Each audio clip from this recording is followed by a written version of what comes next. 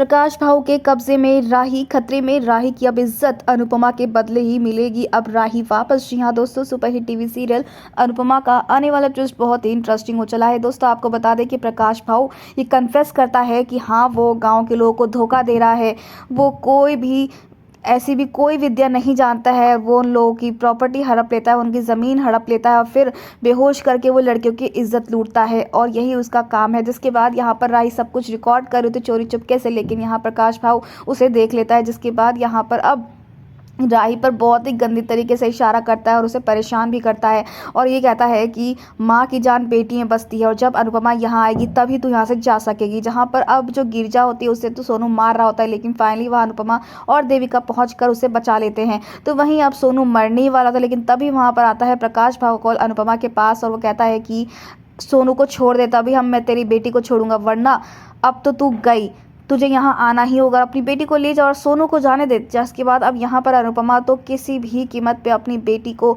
Hurt होने नहीं देगी। तो वहीं अनुपमा राही का नाम सुनते ही बहुत ज़्यादा कमज़ोर पड़ जाती है और फटाफट भागती है वो राही को बचाने के लिए। जहाँ दूसरी तरफ अब राही कहती है कि आप मेरी चिंता मत करिए, लेकिन उस सोनू को मत छोड़िएगा।